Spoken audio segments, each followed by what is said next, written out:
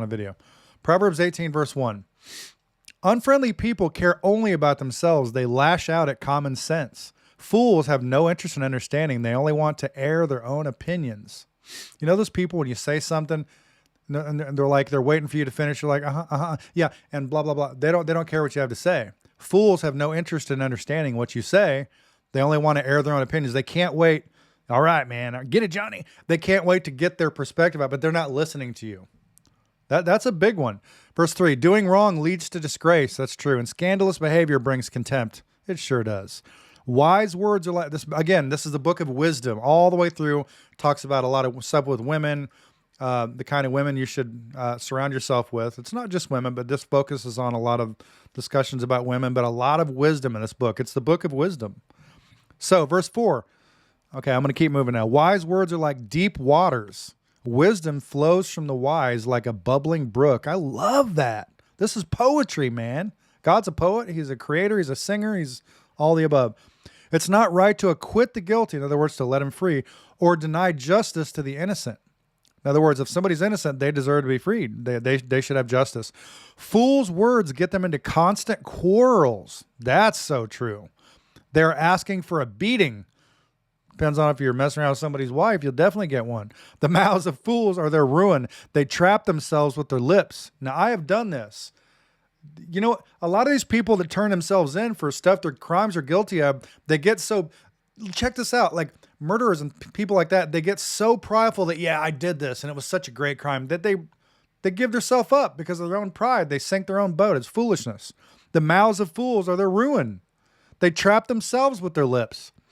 My buddy Johnny always says, hey, first one to talk is, we used to do property management. He said the first one to talk loses.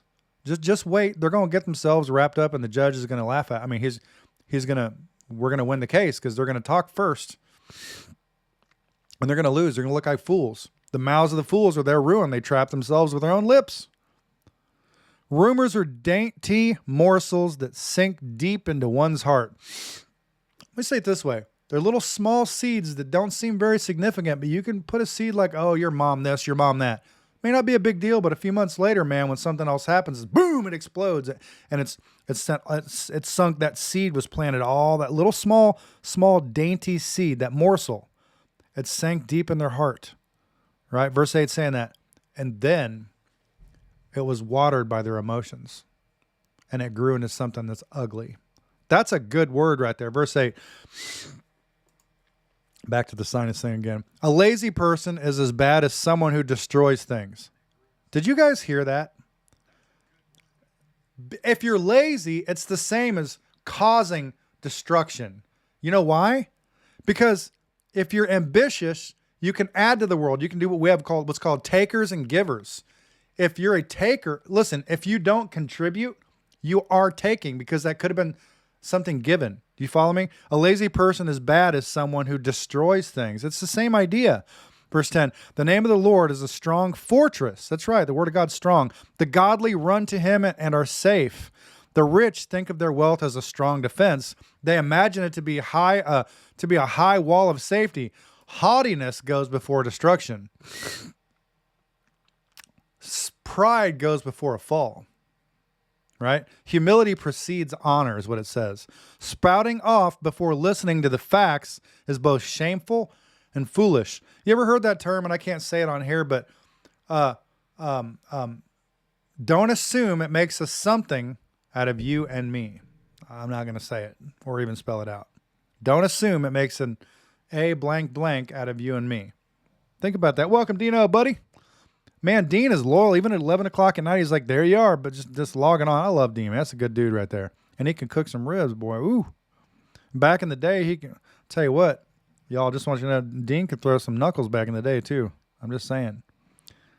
The man's, heck yeah. He was, I have some respect for that guy, man. Anyway, verse 13, spouting off before listening to the facts is both shameful and foolish.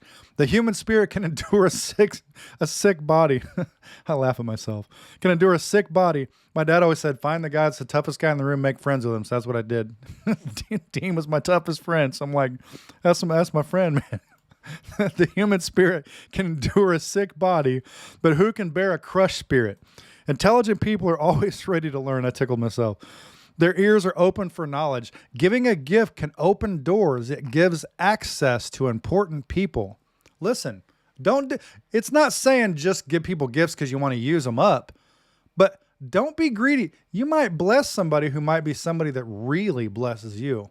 I have a good friend. I'm not going to say what it was or what he did, but he was my friend and I was after what was in his heart, but then he blessed me and he knows who he is. He blessed my life. Love you too, man. I have some stories about Dean. That dude's awesome. Anyway, giving a gift can open doors. It gives access to important people. You never know. Just like my friend Dean, man, just becoming friends. There were times when this dude at my tattoo business, giving a gift, meaning I might have done a piece of work on him and just, I'm going to do this extra little thing. But there were other times when someone would come against me and he'd defend my honor or whatever, things like that. Those are gifts. Giving a gift can open doors. That's a good analogy. It gives access to important people. The first to speak in court, like I just said, man, sounds right until the cross-examination begins. Flipping a coin can end arguments. It settles disputes between powerful opponents. I'm just thinking of the NBA, you know. An offended friend is harder to win back than a fortified city. That's true, man. Listen to me. Verse 19, Proverbs 18:19. Offense is rooted in unmet expectation. Process that. Offense is rooted, the foundation of it is an unmet expectation. You expect something out of them that they didn't fulfill in your mind, so now you're an offense. They might not even known what you expected. They had no idea. You ever had somebody that's offended and they actually decided to tell you about it? You're like, man, I'm glad you told me. Could be your own wife. Like, baby, I'm glad you said that because I had no idea I hurt your feelings. And a month might have passed and I had no idea. An offended friend is harder to win back than a fortified city. You guys see that? Arguments separate friends like a gate locked with bars. That's true. The worst enemies were your best friends because when there's love, man, dividing love is the worst kind of hatred you could imagine. Think about that because now if it's somebody you didn't care about, what's the big deal? But if somebody you love doesn't look at you in Walmart, you're in serious offense. And that becomes not just somebody you don't care about like anybody else. Now it's somebody you resent. I'm trying to help you guys, man. I can't put the water in your throat, but I'm bringing the water to you, man. Wise words satisfy a good meal. The right words bring satisfaction. Man, delivery is everything. Ask Jesus in the Sermon on the Mount. He said, man, the way he said things, a lot of times, there's some people, man, you got to be like, hey, buddy, I need to talk to you about something. Other people, you're like, man, knock it off. My buddy, my friend, hey, like, I'm going to use Dean because he's here. Man, I might have been having a dad he'd be like, hey, Rock, man, cut it out, man, knock it off. Wake up, stand up. Like, those are what you need. Sometimes the tongue can bring death or life. Verse 21, the tongue can bring death or life. Those who love to talk will reap the consequences. The reason I was saying that, verse 20, the wise words satisfy a good meal. The right words bring satisfaction. Sometimes you need a strong word, but it has to be somebody that can speak to you that way. Somebody else, I might be like, no, man, you get out of my face. But somebody I respect that ain't afraid of me, I'm going to respect him for getting in my face. That's what a friend does. He gets in your face. If somebody loves you, look, my daughter, well, I'm not going to say that. Even if it hurts, I don't care what it is. If somebody's messing around, they got a good wife, and man, look, you're a fool. If you don't tell her, I got to tell her. That's what a good friend does. A good friend gives you the opportunity to make it right, but if you don't, he helps straighten you up. That's what a friend does. A friend doesn't take, I know this is kind of a side note, but you know, this guy did me wrong, man. I can't stand this guy. What do you think, buddy? See, a bad friend goes, yeah, man, he's a this, he's a that, man. Yeah, you should blah, blah. No, man, a good friend is like, man, what'd you do? Could you have done something different? A good friend calls you on it like my wife does. She doesn't just take my side against my own offense. She takes side against truth. I've heard people I know in my own family tell me this. I can't say who it is, but hey, blah, blah, blah. Dad, brother, sister, son, whatever. I can't even say that.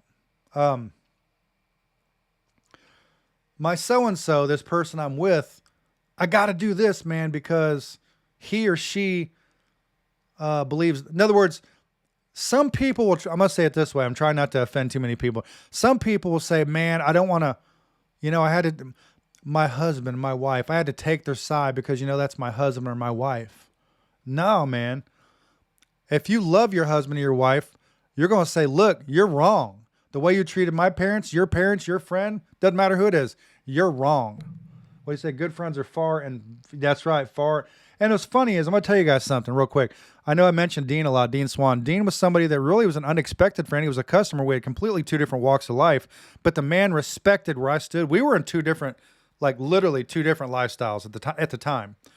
And I couldn't relate to his lifestyle, and he couldn't. Well, I mean, we were just different. But man, the dude respected where I was, but he would talk to, even though we didn't know each other much, he was one of those guys you could see him every 3 or 4 years, and it's like no time passed.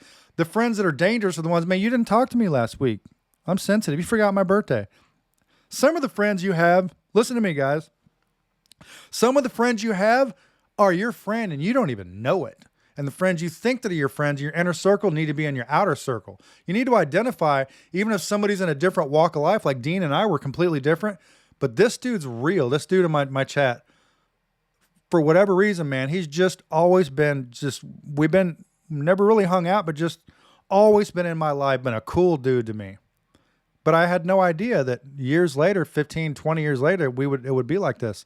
Friendship is a funny thing, man. Good friends are far and in between. Nowadays, there's a total lack of respect for each other's space and energy. That's absolutely right. This Dean, I love this dude, Dean, man. He's good man, dude. Anyway, I'm saying a lot of dudes. I'm trying to teach a Bible thing, but it's my live feed. I can say what I want, so I can nerd out. Anyway, Proverbs 18:21. The tongue can bring death or life. Those who love to look, the power of life and death is in the tongue. God spoke life with his tongue. Let there be light. Life came from his tongue. Satan can he can't hear your thoughts.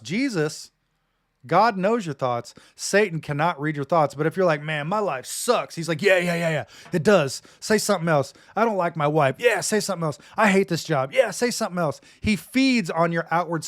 He can't feed on what's in your mind.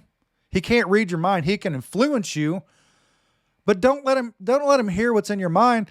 If you want him to hear what you're saying the enemy, you're defeated. Let him hear that. Enemy, you're going to lose every time. Let him hear that. I disregard you. I rebuke you. Let him hear that. Jesus in John chapter 1, I think it was, in the wilderness, when he was out in the wilderness, said, you shall not tempt the Lord thy God. Let him hear that, but don't let him hear the stuff listen, if you have something oppressing you, okay, you have a right to feel, but don't express that out loud in the sense of a complaint like I often do, because he feeds on that. He feeds on death. Satan feeds on death. Jesus gives life. He feeds life. Satan feeds on death. He loves death.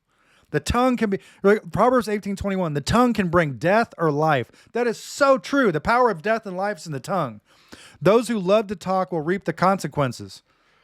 I struggle with the talking sometimes. I'll be honest. My wife, she'll tell you. It can be. So anyway, the man who finds a wife, speaking of my wife, the man who finds a wife finds a treasure. The King James says the man who finds a wife finds a good thing.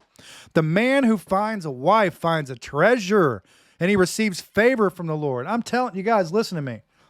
Get you a good wife. This whole book, Proverbs, tells you about a bad wife. Get you a good one. Get you the one mentioned here. And Proverbs 18:22, man who finds a wife finds a good treasure and receives favor from the Lord. The poor plead for mercy, the rich answer with insults. There are friends who destroy each other, but a real friend sticks closer than a brother. You hear that? Sometimes you don't know who your friends are. What you don't need are the 3 friends in the book of Job. You don't need those friends. You need a friend that they sat beside him for 7 days while he mourned Job. But then they had nothing but, oh, well, you sinned. That's what happened to you. Be that friend that's willing to sit with your friend. But don't cut him down. He needs you to lift him up. There are friends who destroy each other. If you have a friend, that could be your wife, your husband. Listen, I was watching this show, this movie. It's actually an R-rated movie back in the day, but I like the intro of it. It's a husband and wife that are husband and wife in real life, and the wife's about to start a new job in the movie, but they're really married in real life. She's about to start a new job, and it's a close-up. They're laying in bed. It's completely PG-13, a PG. They're laying in bed talking, and she's crying, man, and he says, You're perfect. You're right. You're exactly where you're supposed to be. You don't need to go anywhere. You don't need to do anything. You're perfect. He brings her down, not in the sense of negatively, but he brings her back. They're friends. Verse 24, you have to be friends or you can't be lovers. And you can't be lovers if you don't have God in the center. They're friends who destroy each other. Lift your partner up. That's your first friend right there. Well, Jesus is your friend. But a real friend sticks closer than a brother. That should be your spouse. By the way, don't get it confused. I'm not saying don't love your kids, but your spouse is number one. Because when your kids are gone, your spouse will be with you. Don't forget the order. God, family, church. You ready for this? Wife, children, family. Process what I just said. They're all important, but they have different roles. God, family, church, meaning serve God first. In other words, pray to God, know God, relationship with God. Secondly, family. Your family. Listen, my family comes before this podcast, before I go to church, because I have God first, my relationship with God. But going to church or serving a church or doing this comes after my family, my wife, my family. So now that we know God, family, church, we're going to go to family, and here's the order of family. Wife, husband, children, extended family. God, family, church, within that family is your wife, your children, and your extended family. That's the order, guys. Get it right. That's the order. It's a picture of the Godhead, the Father, the Son, and Holy Spirit. Listen to me real quick. This is a side note, but I don't care. The God, when the Bible says women are to the man's the head of the house and all these kind of things, it doesn't mean he's over her telling her what to do. It's a picture of the Godhead. Jesus submitted to the Father, he was equal with the Father, yes. But as the Son, as a man, he submitted to the Father in heaven. That's why it says Christ is the head of the man, man's the head of the woman. It doesn't mean better than, it means the roles that are assigned. There's a king and a queen. The king is the most valuable piece. It's the one everybody's after, but it has the least amount of power. The queen is the dangerous one. Just like in a marriage. You think the man can fight, but the woman, she can destroy you. She can bring a man down. The Godhead is the man, the wife, right? God above the man. In that order, because Jesus wasn't less than the Father, but he chose as the Son to submit to the Father, just like my wife, as a godly woman, doesn't have to do what I say. That's nonsense. But because of God's order, not for any other reason. But by the way, if my wife's submitting to me, I'm going to submit to her the same way. It should be like we should be in a contest to see who can submit better. It's not about one's better. It's saying, listen, I'm going to submit to God's authority, so that structure, I'm going to follow it. That's the reason. It has nothing to do with chauvinism or women's rights and all that nonsense. Feminism. It's nothing to do with that. If you think it's a feminism thing, then you don't understand what the Bible's saying. God is giving us a picture in Corinthians of the Godhead by giving us the man, the woman, and Christ. It's a picture to understand his Godhead. Man, dude. But you guys need to understand something. In chess, just like in my house, the queen still wins. Look, the queen can go any direction she wants to. Everybody's afraid of the queen. Let's be honest. Sure, is the guy the head? Yeah, but she's the neck. She decides where the head goes. Think about that. When it comes to our wives, we lose. Just let's be honest with it. Women are smarter than we are. I'm just telling you the truth. Anyway, moving on. Proverbs 18:24. I'm going on some tangents, but I don't care. It's my show. So there are friends who destroy each other, but a real friend sticks closer than a brother. That's what I'm talking about, man. Chapter 19. Better to be poor, well, and honest than to be dishonest and a fool. Enthusiasm without knowledge is no good. I'm really excited. I want to get something done, but I have no idea how to be intelligent. I don't use common sense. Great. You have a lot of good ideas, but you're a fool. This does no good. It's purposeless. People ruin their lives by their own foolishness and then are angry at the Lord. I mean, seriously, I just talked to somebody I know about this. Isn't it funny? I do it too. That we'll get mad at God. I've done it, right? We know he's innocent, but still in the moment where sometimes we get mad at God. It's our own foolishness, and we get angry at him, but it's us. It's our sin. It's the world's sin, whether it's us personally or the world. We get mad at God. I've done it. We've all done it. We've been mad at some way or another at God, even though he's innocent. People ruin their lives by their own foolishness, and they're angry at God. Wealth makes many friends. Poverty drives them all away. Man, a false witness, in other words, saying bad stuff about somebody that's not true, bearing false witness. A false witness will not go unpunished. In other words, it will come back on him, nor will a liar escape. Darkness comes out in the lights, my friends. Whoever you are, if you're working in the dark, it will come out. I'm going to read it again because it's so good. Proverbs is so good, it's worth a 2 read. A false witness will not go unpunished. Let me say it this way. If somebody testifies wrongly against somebody, it will be dealt with. God will deal with it. He will discipline it, nor will a liar escape. You will never always get away with it. God will know, and something will come to pass. You will get exactly what you earned. We get handed out our judgments in heaven, by the way. Sometimes on earth, right? Really quick, I'm going to say something. Oh, man. A false witness will not go unpunished. I have to say this. There was a judge. There was a guy that went to a courtroom, and his buddy, he saw his buddy, the judge, in the parking lot. He said, "Hey, judge, man, I'm glad you're here, man. I heard you're a judge. Man, I got a bunch of speeding tickets. I have like 30 of them. Man, I'm here to try to figure this thing out in court and try to get them paid off." And then he goes, "Can you do the judge thing and kind of help me out a little bit, man? Went to school together, judge. I'll see what I can do." A couple weeks pass. The guy comes back to the courtroom. He sees the judge. He's like, "Judge, hey, man, what's up?" "Bro, thank you for taking it off my record." Judge says, "What are you talking about?" "Well, the speeding tickets, you took them off my record." "No, I didn't." "Were you speeding?" "Yeah, I was speeding." "I didn't take them off your record. I paid the fine." That's what Jesus did, but there's still a penalty for death. A penalty for sin. It's called death, Romans 6:23. There's still a judgment.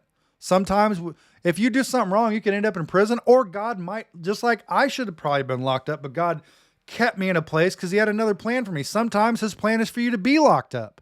He might want you to speak to somebody in there. He might need you to change who you are because you need to be locked up. But his Proverbs 3, we just learned, lean not on your understanding, but acknowledge him in all your ways. Trust that he has a plan, whether you're locked up or not locked up. Many seek favors from a ruler, like that judge story. Everyone is the friend of a person who gives gifts, right? Hey, friend, the relatives of the poor despise them. How much more will their friends avoid them? Though the poor plead with them, their friends are gone. Listen, my mom always says, don't go anywhere where you're not celebrated. It's funny how people are your friends when they know you got something. Man, I won the lottery. All of a sudden, all your friends, all your old friends and relatives are all coming around, right? A relative of the poor, but they don't have nothing to do with you when you don't have nothing. But when you get something, boy, man, I found out, hey, good job on your new acting gig. I noticed you were in a movie. Like, can you seriously think about being in Hollywood and you have a friend that grew up with you and you were nobody? Now all of a sudden, they despise you, but how much more will their friends avoid them? Though the poor plead with them, their friends are gone. I want you to think about that. To acquire wisdom is to love yourself. To acquire wisdom is to love yourself. But listen to this. People who cherish understanding will prosper. Now, this is not saying to love yourself. Like, I am so in love with myself. You obviously have to like yourself, but don't confuse. There's a couple different ways that can be taken. A false witness will not go unpunished, and a liar will be destroyed. It isn't right for a fool to live in luxury or for a slave to rule over princes. Sensible people control their temper. They earn respect by overlooking wrongs. The king's anger is like a lion's roar, but his favor is like dew on the grass. A foolish child is a calamity to a father. A quarrelsome wife is as annoying as a constant dripping. My goodness. Let me read that again. I'm not saying it's my wife. I'm not saying it's my wife or my child. I'm just saying a foolish child is a calamity to a father. It's difficult. It makes things hard. A quarrelsome wife, one that loves to argue and fight. A quarrelsome wife is as annoying as a constant drip. That could go for a man too. I'm just saying. My wife doesn't do that though. She's awesome. Verse 14. Fathers can give their sons an inheritance of houses and wealth. Like, oh, he handed you down, your daddy gave you all this stuff, but only the Lord can give an understanding wife. Process what I just said. When I slow down, I'm letting you know, read carefully. Read between the lines or look it up. Verse 14 is something to look into. Lazy people sleep soundly. Oh, you had good rest. You did. But idleness leaves them hungry. Ooh, I slept so good. Woke up at 3 o'clock in the afternoon. But I'm hungry because I don't have a job. Keep the commandments and keep your life. He's not saying keep all the 613 laws.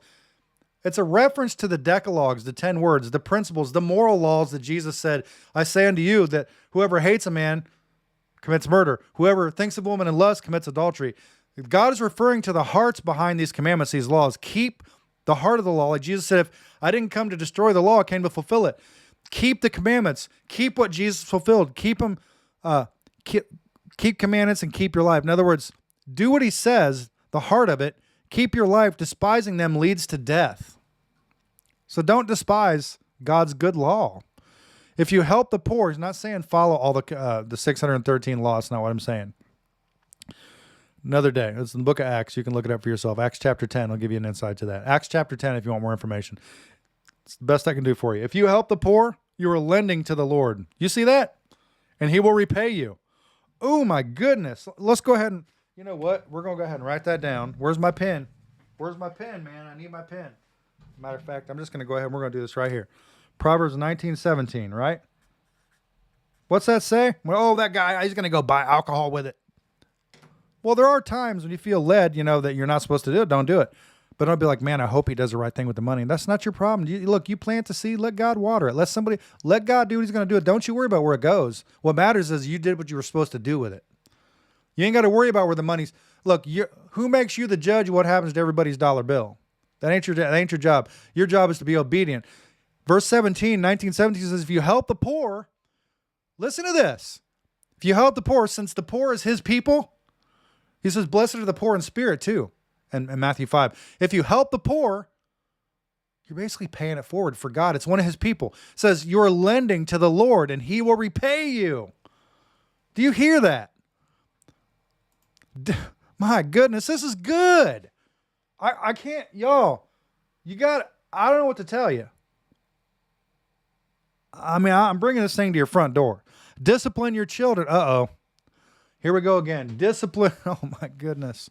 It's about to get live in here tonight. Listen to me. Discipline. I'm going to read it carefully. So, verse 18, all y'all in the back, listen to me. Is this saying, put them in timeout? No. It doesn't say timeout. Doesn't say put your children in timeout. No. It says discipline your children while there is hope. Doesn't say put them in timeout so they get better. Discipline your children while there's hope. Otherwise, you will ruin their lives. Well, it doesn't mean exactly what it says. Help yourself then. Actually, it does. Discipline your children while you have time. While they have time, actually. Because listen, you're not raising kids. You're raising future generations, future dads, moms. That song, Jack Johnson, mothers be good to your daughters. Daughters will live like you do. Girls become mothers. Whatever. Something become mothers and turn into mothers. But fathers be good to your daughters too. I'm not singing it right, but the point is discipline your kids while there's hope for them. Otherwise, you're going to ruin their lives. But we don't spank our kids. Sorry for them. I didn't say beat your kids. I didn't say hit them while you're mad. But if you don't discipline your kids, the Bible says, actually in these books, that you're hurting them. You're killing them, actually, in a sense. You're absolutely destroying your kids by not putting the hammer down sometimes. God does it to us. Why do you think he's got a rod and a staff? The staff is to pull you in. What do you think the rod's for? Thunk, wake up. That's my version of it. But why do you think he has a rod? Think he just carries it because he likes to carry a rod like a walking stick? No, man. It's to rule you in and to discipline you, man, in a good way. Discipline your kids. Don't be a foolish parent. I love you, man. I'm telling you this. Truth doesn't care about your feelings. Be a good parent. Love your kid. Raise your kid to respect you. I didn't say beat him. When he's acting like a fool, let him know. Give him direction. It's just like training a dog. I know that sounds bad, but they have to know there's a penalty for doing things. I'm not saying hit your dogs. I'm saying there needs to be something that hurts a little, not abuse. I'm talking about when you tear a muscle, when you're working out, does it feel, in a sense, it feels good? Do your muscles feel soothed or do they hurt? Why do they hurt? Because you're stretching them, you're making them bigger and they're getting stronger. And they know how to, and because you're making the muscle stronger, they can take better care of you. Look, raise your kid right. Maybe one day they'll raise you when you can't walk. Because you raise them right, they're not afraid to stand up, work like a man, not hit their wife, not do these things. I'm not saying if you've hit your wife, I'm sorry, but it's not right. Don't hit your wives, men. Look, if this offends you, I guess I can't help you. I'm being real with you. I love you, whoever hears this. If you're hitting your wife, listen, if you hit a woman and you're a man, put you in the same category as a woman. I'm keeping it real, man, because I love you. Discipline your children while there's hope. Otherwise, you will ruin their lives. Save their life. Verse 9, I ain't mad. I'm passionate, you guys. Hot-tempered people, I'm not hot-tempered. I'm just excited. Hot-tempered people must pay the penalty. Tell me about it. I've been there. If you rescue them once, you will have to do it again. You know that person, like you keep bailing them out of jail? Look, sometimes, listen to me. I'm not telling you what to do, but listen to me. I am kind of. You got that little brother, man. He just, get him out of jail. Same thing over. Look, third time, leave him in there. Save your money. Obviously, he's not learned nothing from you. If you get him out again, you're causing him to go back another time. He needs to sit in there a while sometimes.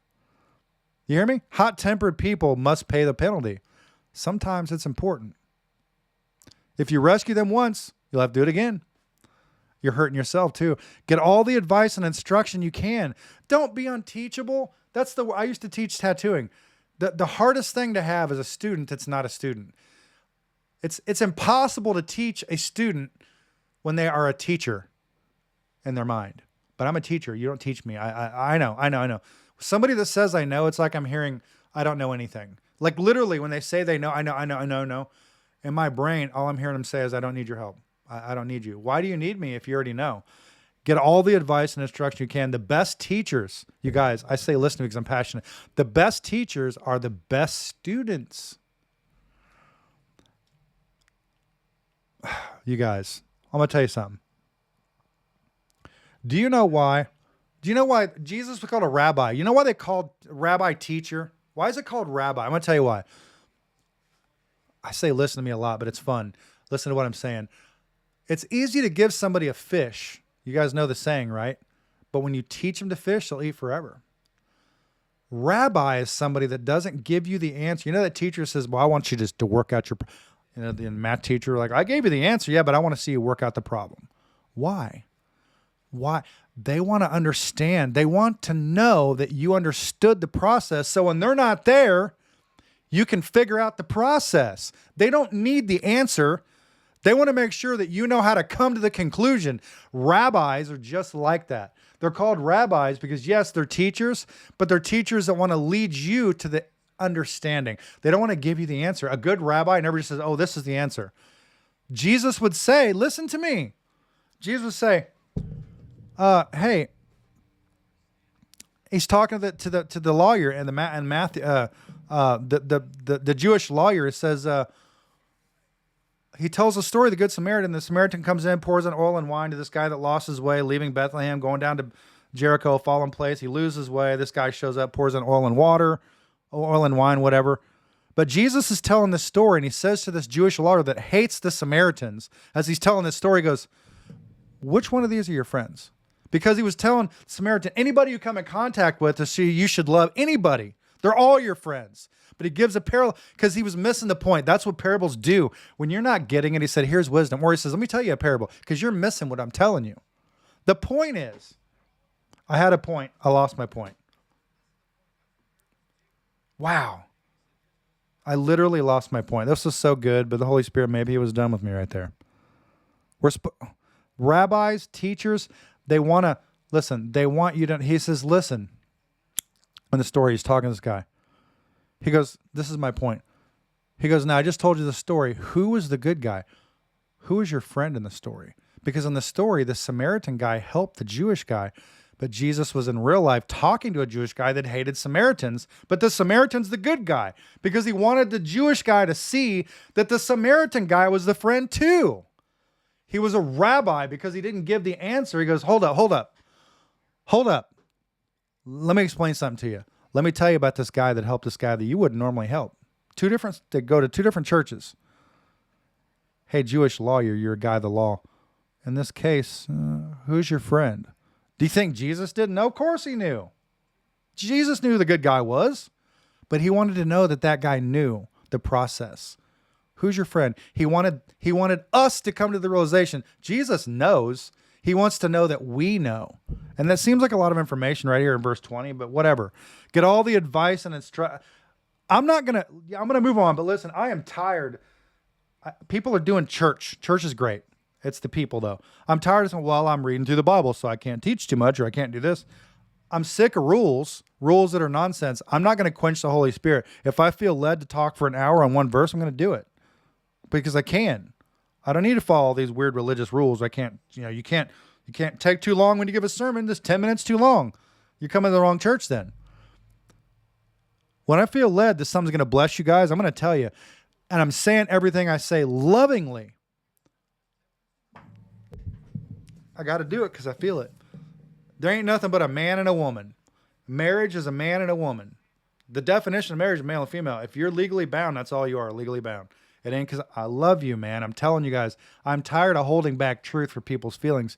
Me giving you what you want to hear doesn't help you. It leads you to hell. I just feel convicted. I'm going to use this to teach the gospel. I wasn't even planning on doing it this way. But I am tired of telling people what tickles their ears. I'm not being hateful. I feel like I got one chance. I'm 51 years old. I might have 30 years left, 40. I don't know. But I tell you what I'm not going to do. I'm not going to use another day where I'm not going to bring as many people with me to heaven as I can. So if somebody hates me for telling you guys the truth, I'm saying this genuinely. Not the way it's going to sound. I love you, and I do care about your feelings, but I don't care if it offends somebody if it's not based on truth at all. And if I'm persecuted for it, then I will be by somebody. Somebody's going to get mad at me, whether I'm talking about something from the Catholic Church or something from LGBTQ or something from government or something from the school system. I'm going to offend somebody.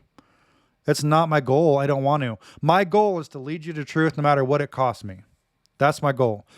Listen, verse 20, get all the advice and instruction you can. Don't be unteachable. I added that. Get all the instruction you can, so you will be wise for the rest of your life. Be wise the rest of your life. You can make many plans, but the Lord's purpose will prevail. Loyalty makes a person attractive. And that's what I'm talking about. One thing I am is loyal. I got a lot of problems, but it's not unloyalty. I am loyal. I made a promise I would do this Bible thing, and I'm going to do it. When I got saved, I didn't know Jesus from Adam 15 years ago. I barely heard of Noah's Ark. I didn't know anything about it. I was wearing a cuss word shirt. But I heard the Lord. I say, I don't even know what I'm saying, Father. I'll preach the gospel. If you save my kids, please. In a car wreck, my kids were bleeding. It was everywhere. It was awful. Please, I'll preach the gospel. I didn't know what that meant, but I stuck to my word. I'm loyal. Just bring my kids home, man. And he did. Here I am, 15 years later. Loyalty makes a person attractive. Yeah, I went too far on that, but it's too bad. It's better to be poor than dishonest. That's right. Jesus said, I am truth. I am truth. I am truth. Truly I say to you, same thing. So if you're dishonest, it is not Jesus. I immediately think, well, that's not Jesus, and I'm turned off. It's not attractive to me. I'm married to the most beautiful woman in the world, but let's say I wasn't. The most beautiful woman in the world, but which is my wife, could walk up to me and say, blah, blah, blah, blah, blah, blah, blah, blah, and it's a lie. You might as well be Shrek. I have no interest in looking at you. Of course, I'll witness to you. But loyalty makes a person attractive. It is better to be poor than dishonest. Listen, it's better to be honest than be attractive. I would rather you be ugly and honest. I'm being honest with you. Come on, that's kind of funny though. Loyalty makes a person attractive. So verse 23, fear of the Lord leads to life. That means reverence, revering, respect, bringing security and protection from harm. Lazy people, this has been several mentions about being lazy, so God might be trying to tell us something. He gave us work before he gave us woman. Lazy people, and he's mentioned this several times, different ways. Lazy people take food in their hand. They're always grabbing for what somebody else buys, is one sense, but don't even lift it to their mouth. Lazy people take food in their hand, but don't even lift it to their mouth. Do you guys get what that's saying? They take food in their hand, They want it, but they don't even eat it. I don't know how else to unpack that for you. If you punish a mocker, the simple-minded will learn a lesson. If you correct the wise, they will be all the wiser. Yeah. Children who mistreat their father, listen to this one, kids. You may not have the best father in the world, whatever. But the Bible tells us listen, love is the definition of means to give, but agape love isn't because from your emotions. It's through obedience. You know that friend that's like from that movie I watched, that friend is like, it's hard to like him, but like he's a jerk, but he's like, you're a jerk. But agape love says, waste. What are you talking about, Dean? Agape love says it's obedience. Children who mistreat their father, chase away their mother, children who mistreat their father or chase away their mother are an embarrassment and a public disgrace. You may not even like your dad, but listen to what God says about your parents. Dina, what you talking about? What are you saying? Something's a waste, or I missed what you're saying. If you stop listening to instruction, my child, you will turn your back on knowledge. You're unteachable. A corrupt witness. In other words, somebody bearing witness of what they saw, but they're not trustworthy. They're crooked. A corrupt witness makes a mockery of justice. It's not even justice at all. It makes its embarrassment. The mouth of the wicked gulps down evil. You guys, this stuff is so good. Punishment is made for mockers, and the backs of fools are made to be beaten. The only one that wasn't a fool had his back beaten was Jesus. He was never a fool. Chapter 20. Putting food in your hands but not eating it. Yeah, exactly. It's a waste. That's the point. You're wasting it. Dean, that's so good, man. That's the point. You're literally you're a fool. You're pulling. It's the same thing as shooting a deer and just leaving it there. That's one way to look at it. Man, you guys. Where am I at here? Am I chapter 20? I think it's chapter 20. Am I in chapter 20? I guess I am. Chapter 20, verse 1, Proverbs. Wine produces mockers. Alcohol leads to brawls. Boy, I know that. Those led astray by drink cannot be wise. Now, I think several of us out there have had this happen, so ain't none of us innocent of this one. The king's fury is like a lion's roar. To rouse his anger is to risk your life. That's right. That was my dad growing up. Avoiding a fight is a mark of honor. Now, I haven't avoided a lot of fights, but I have, as I've gotten older, learned to avoid fights. I'm just saying.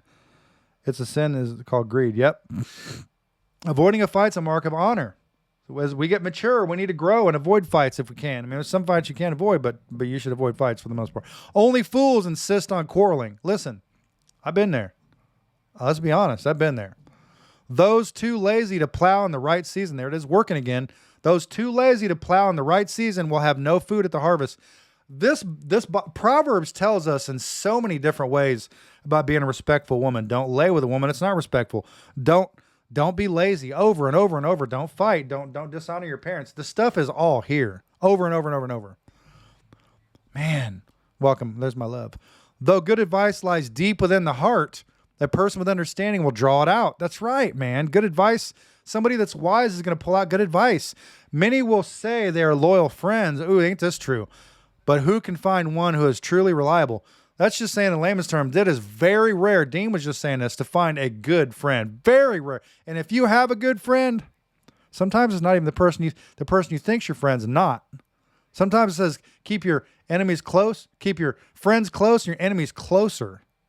Sometimes you think your friend ain't your friend, but the ones you don't realize are your friends are the ones that go to bat for you behind the scenes. Though good advice lies deep within the heart, a person with understanding will draw it out. Many will say you have loyal friends, but who can find one who is truly reliable? The godly walk with integrity. Blessed are their children who follow them. That's right. Doesn't fall far from the tree. When a king sits in judgment, he weighs all the evidence. Doesn't mean he's being judged. He sits as a judge, okay? When a king sits in judgment, he weighs all the evidence, distinguishing the bad from the good. That's his job. He's supposed to judge. Don't be mad at the judge. Jesus is our high judge. That's what makes him righteous. We're like, wait a minute, I don't want this judge to pass down this, sentence on me. Wait a minute, hold on. If your daddy's the judge, your dad says, well, listen, if you're a good boy, good little girl, I'm going to get you some ice cream after school. You're like, Daddy, well, you said you're going to give me ice cream after school. You know what? God says his word won't return void. In other words, Call daddy at his word. Your word says blah, blah, blah. Your word says when two or more gather. Your word says this. Listen to me. I have a reason for saying this. When a king sits in judgment, he weighs all good evidence, distinguishing the bad from the good. Sometimes we want the judge to honor what he passed down, which is that blessing of an ice cream. You said you would do this. You need to honor your decision, which is a judgment. But wait a minute. If the law says do this, you go to jail. You're like, man, I don't like cops. Listen, I'm not saying all cops are good, but it's possible you were wrong. And why would you be mad? Now, obviously, there's scenarios that are different. Follow me. But because a judge hands down a righteous judgment, you took a life, you go to prison. That's a righteous judgment in most cases. When a king sits in judgment, he weighs all the evidence. You have to look at the good and bad, distinguishing the bad from the good. You can't be mad at a judge when he does what a judge is supposed to do, is to judge. But if you were doing the right thing, in most cases, you're not even going to be judged by him. Not always, but in most cases. Who can say, I have cleansed my heart, I am pure and free from sin? Nobody. False weights and unequal measures. This is prophecy. By the way, this is speaking forward to the middle part of Revelation. There's going to be a black horse. There's going to be, I think it's a black horse. It's going to have scales in its hand. There's going to be weights. There's going to be things being judged. But you have to read. That's prophecy. You have to read that. False weights and unequal measures. The Lord detests double standards of every kind. And what's good for one needs to be good for the other, right? Even children are known by the way they act, whether they conduct, even children are known by the way they act, whether their conduct is pure and whether it is right. Ears to hear and eyes to see, both are gifts from the Lord. Listen to me. So often, please hear me, so often, our eyes get us in trouble, but our ears hear truth. Process what I'm saying. Usually the eyes are the window of the soul, right? But the eyes end up drawing in the stuff you shouldn't be looking at. I know both of them do, but usually the eyes are used for the things that cause you to fall, and the ears, hopefully, are usually for things that cause you to lift yourself up. Those that have an ear, let me hear what the Spirit says to the church. Ears to hear, eyes to see, both are gifts from the Lord if you can get them both right. That's why Saul was blinded for 3 days, because God gave him new sight. You hear what I'm saying? Physically and spiritually. The Bible says, I'll move my hand like that. Circumcise your ear. Circumcise the flesh. Obviously, we know what that means for men. Not a good thing, right? It means to cut away the flesh. But when the Bible says circumcise the ear, it means get the flesh out of your ear, the way you hear things. Hear the way God hears things. Don't hear in the fleshly way people hear things. Cut away the flesh. Ears to hear and eyes to see. Revelation chapter 2 and 3 says it's 7 letters to the 7 churches. It says 7 letters, 1 in each letter. It says, those that have an ear, let them hear. Last part of chapter 3, last verse in red. Those that have an ear, let them hear what the Spirit says to church. Is it saying, listen for a whistling daisy? No. Your spiritual ear. People that are able to hear, people that have understanding, that have discernment. Some people somebody underage that can't discern, that's different. They don't have an age of accountability yet. But if you have the ability to reason and to receive and to use your soul to perceive and to use common sense and think, which is not common, unfortunately, not to use the word fortunate, but the ears that hear and eyes that see, use what God gave you. Both are gifts from the Lord. Use them to spiritually see and hear. If you love sleep, there it is again with sleeping, being a sluggard. If you love sleep, you will end in poverty. That's been echoed like 7 times. Keep your eyes open, and there will be plenty to eat. If you're deer hunting, you've been in a deer stand, you know how that works, which I don't do it, but I've heard about it. Got to keep quiet, keep your eyes open. You take your eyes off, man, you might want to stand right in front of you and disappear. If you love sleep, you'll end in poverty. That's what it's saying. Keep your eyes open, and there will be plenty to eat. Not just figuratively, but literally, Wise words, a buyer haggles over the price, saying it's worthless, then brags about getting a bargain. Wait a minute. What did I just say? The buyer, in other words, somebody trying to get a deal, tries to negotiate over the price to bring them down, saying it's worthless. They're trying to devaluize something so they get a better deal, but then they brag about they got a bargain. So they're saying, listen, I tricked him. You go to a car lot. I worked in one. They have used cars, new cars. Well, a lot of bad car salesmen are walk around you going, oh, man, yeah, you're trading. Ooh, yeah, the bumper's here. And yeah, ooh, the tires are bald. They're going to devaluize the car. So in your mind, your expectation comes down in your trade-in value. And then you're willing to take less for your trade-in, but then they go back to their boss after you buy the other car and they rip you off. They go back to, yeah, man, boy, we got a deal on him, man. We only gave him $1,200 for his car. The buyer haggles over the price, in this sense, saying it's worthless and brags about getting a bargain. That's what it's saying. It's unrighteous. Wise words are more valuable than much gold and many rubies. The Bible echoes this over and over. Get security from someone who guarantees a stranger's debt. Get security from someone who guarantees a stranger's debt. Get a deposit if he does it for foreigners. Get a deposit for somebody else. That way you protect yourself from letting them down. That's the point. That's the way what I get from it. Stolen bread tastes sweet. Oh, it tastes good when you take something. You got a good deal. Well, I got one over, man. It was cheap. But it turns to gravel in the mouth. It ends up causing you, in most cases, what you thought was such a good deal, something bad can come out of it. There can be a bad outcome. You can be caught. It could cause trouble. Or it could actually just be food that caused you to get sick, right? It could be both. Wise words are more valuable than much gold and many rubies. That's obvious. Get security from someone who guarantees a stranger debt. Like I said, get a deposit if he does it for foreigners. I already said all three of these. Stolen bread tastes sweet, but it turns to gravel in the mouth. Here we go. Plans succeed through good counsel. Don't go to war without wise advice. That's a good one. A gossip goes around telling secrets, so don't hang around with the chatterers. Hey, if your friends like to run their mouth, get some new friends. If you insult your father or mother, your light will be snuffed out in total darkness. Proverbs 20, verse 20. Man, you guys hear that? Kids.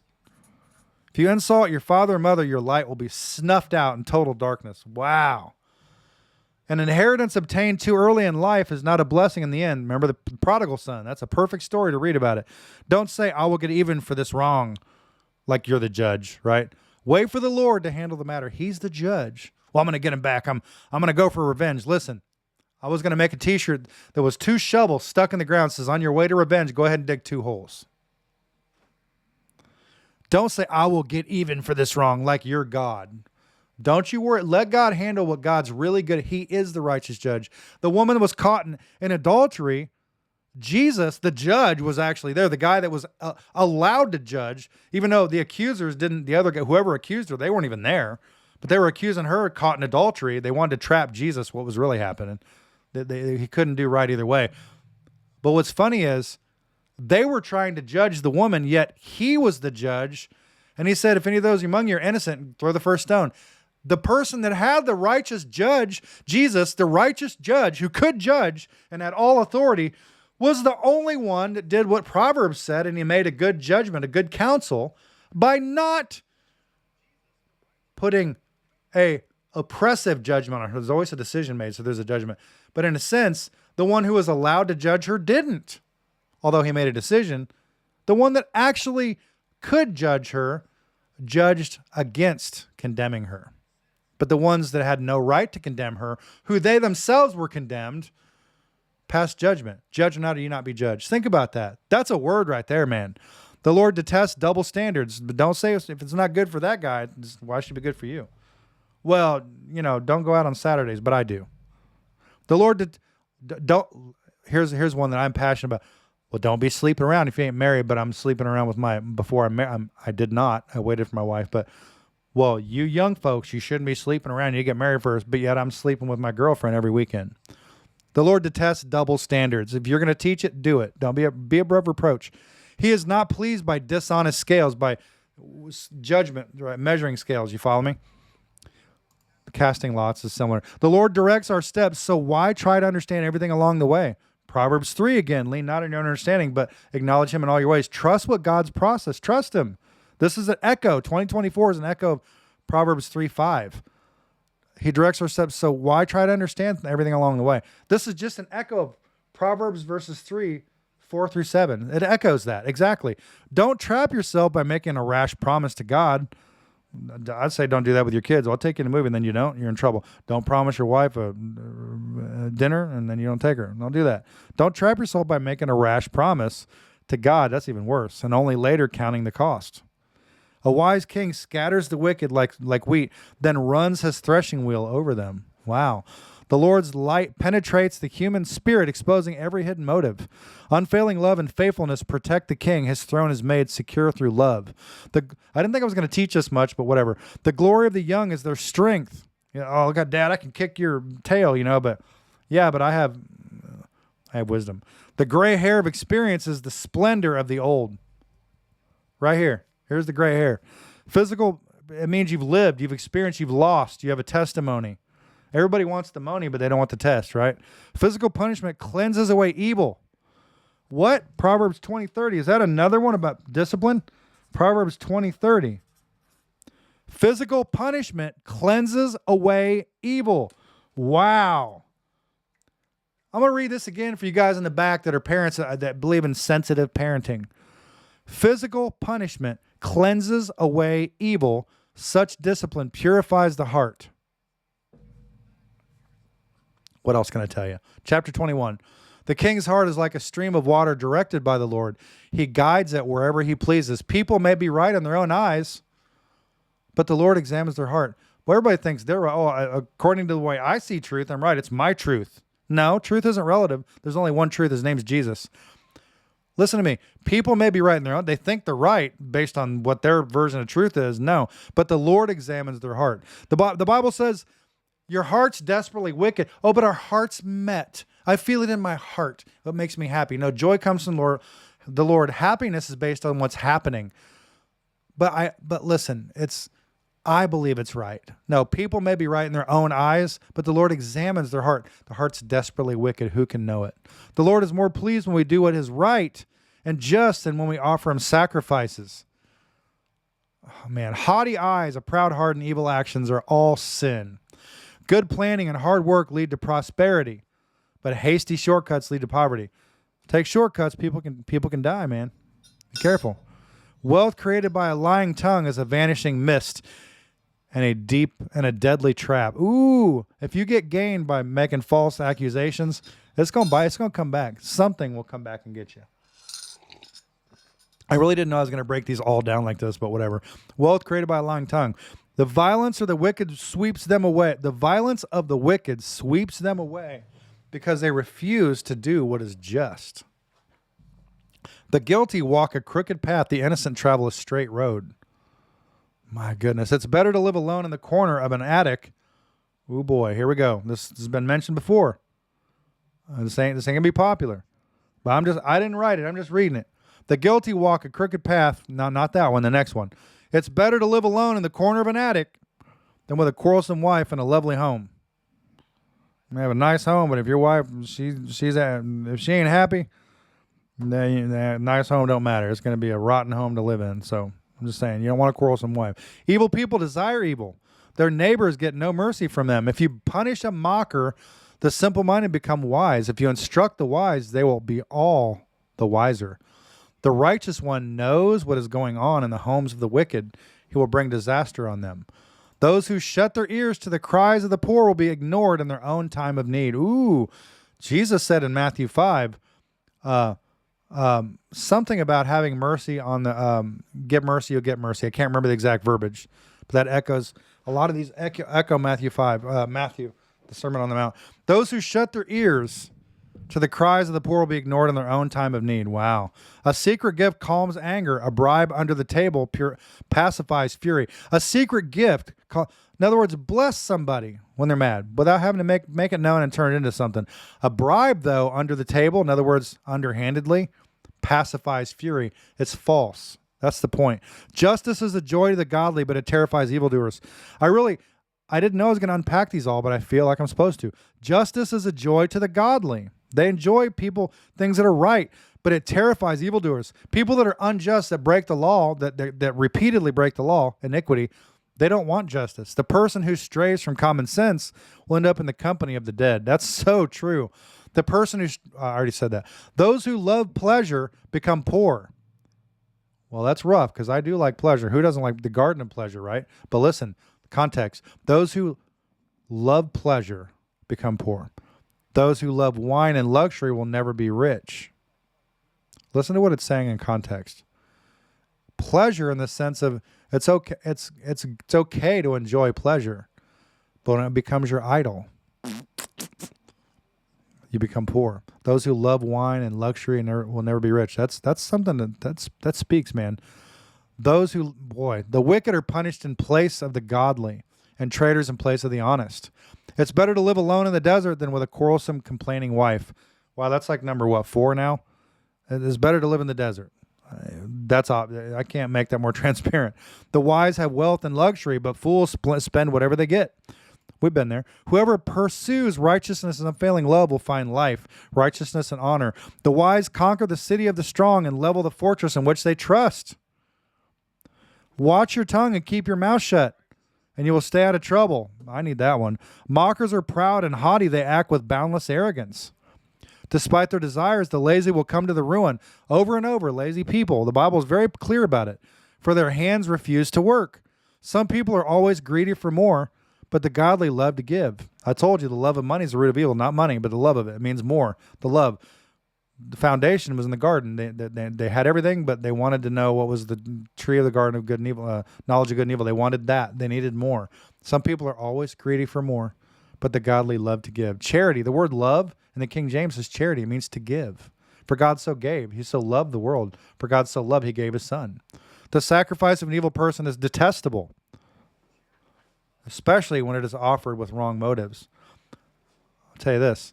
If you think, well, I gave a tithe, I did it, and you just did it with a groan, that's not a sacrifice. This isn't necessarily saying that specifically, but it's detestable if you're doing something for the wrong reason, okay? This also ties to that. A false witness will be cut off, but a credible witness will be allowed to speak. Multiple times this has been mentioned. The wicked bluff their way through, but the virtuous think before they act. Wow. No human wisdom or understanding or plan can stand against the Lord. Read Isaiah 11:2. The horse is prepared for the day of battle, but the victory belongs to the Lord. Every victory belongs to the Lord, you guys. Every victory. Chapter 22. Choose a good reputation over great riches. Being held in high esteem is better than silver or gold. The rich and poor have this in common. The Lord made them both. The prudent person foresees danger and takes precautions. The simpleton goes blindly on and suffers the consequences.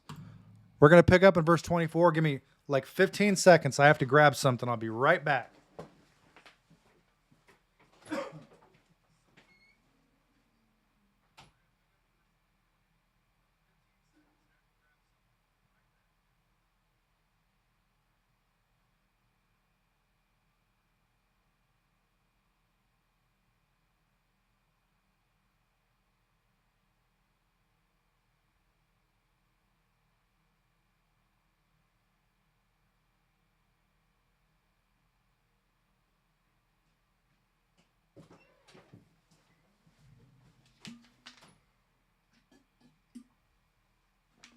All right, I'm back. That was more like 25 seconds, but whatever.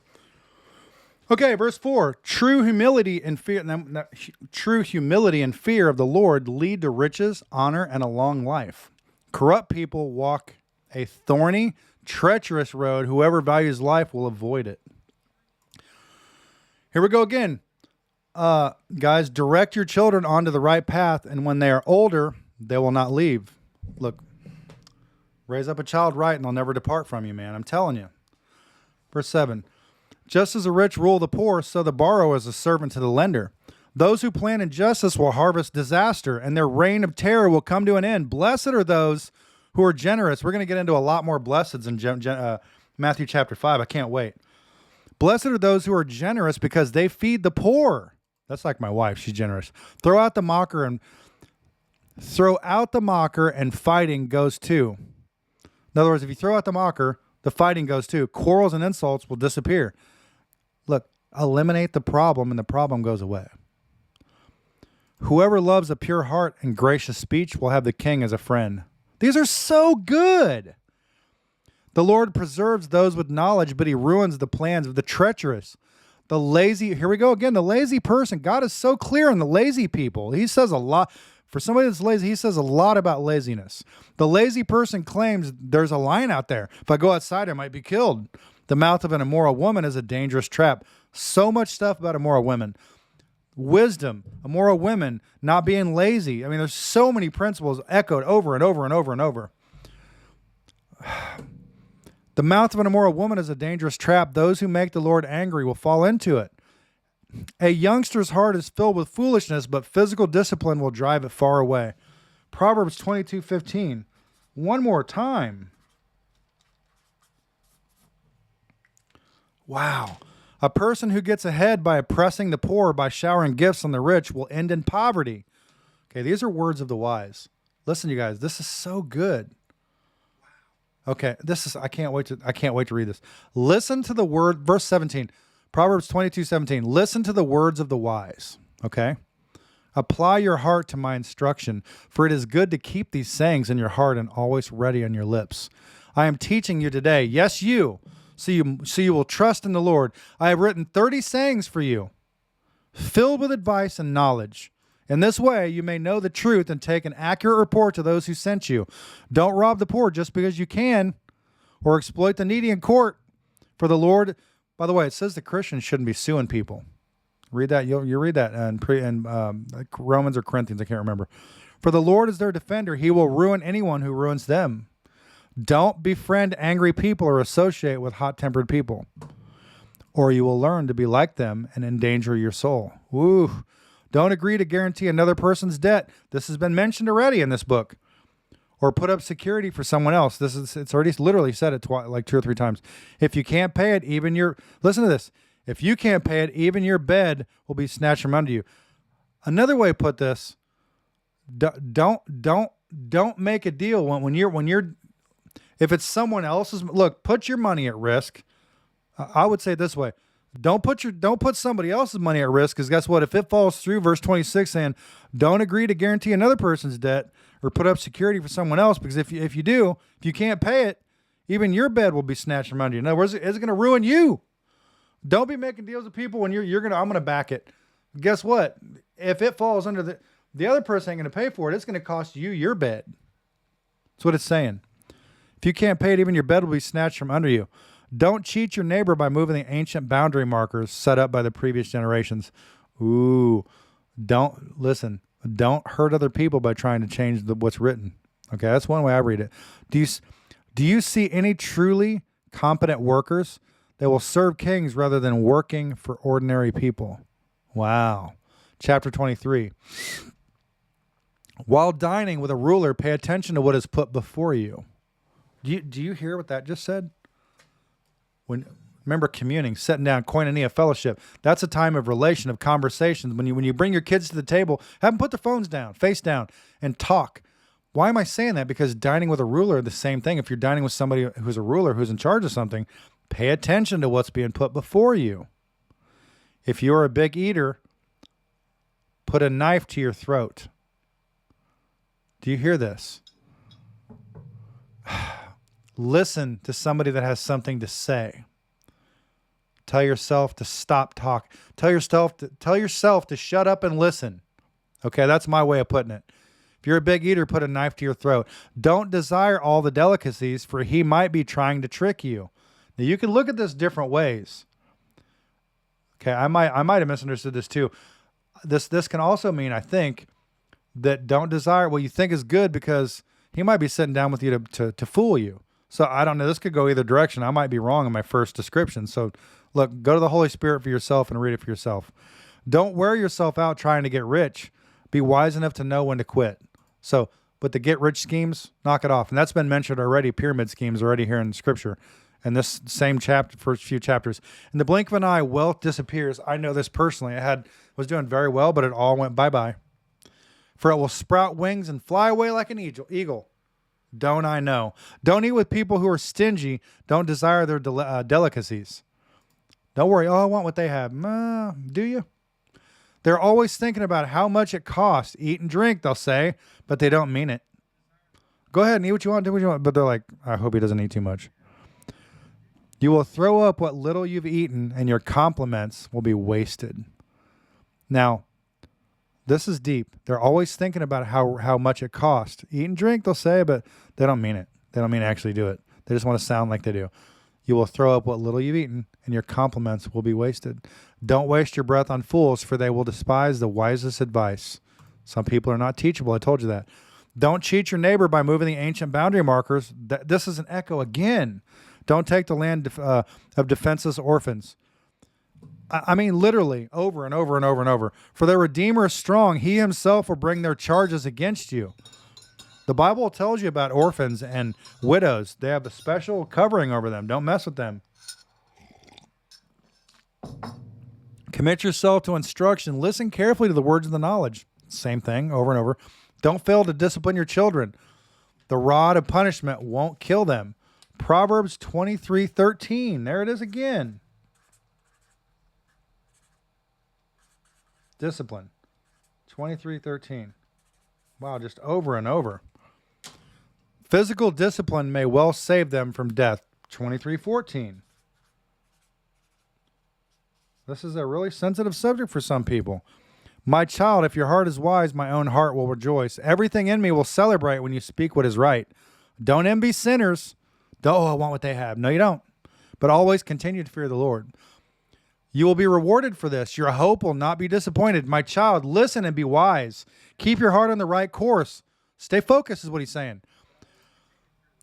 Do not carouse with drunkards or feast with gluttons. Just stay away from them, for they are on their way to poverty, and too much sleep clothes them in rags. Listen to your father who gave you life. Don't despise your mother who, when she is old. That's been said over and over and over and over. Get the truth and never sell it. Also get wisdom, discipline, and a good judgment. And good judgment. The father of godly children has cause for joy. What a pleasure to have children who are wise. Man, what a pleasure. Proverbs 23:24. Man, that's so good. We're going to write that down too.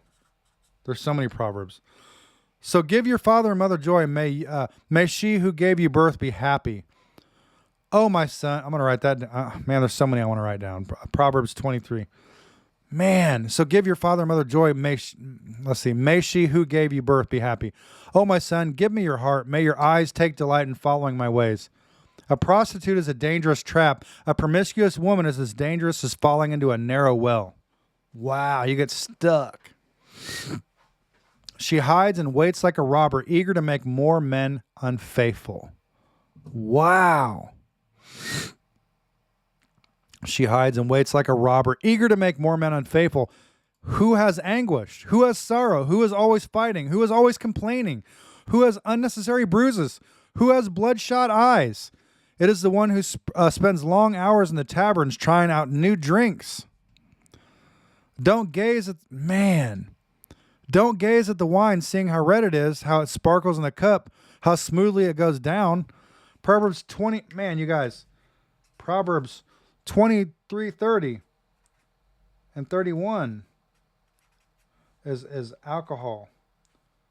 Drunk. Let's see here.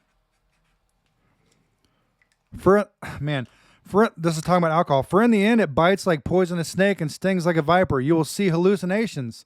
You will say crazy things. You will stagger like a sailor tossed at sea, clinging to a swaying mast. And you will say, they hit me, but I don't feel it. I didn't even know it when they beat me up. When will I wake up so I can look for another drink? I mean, all the way down to verse 35.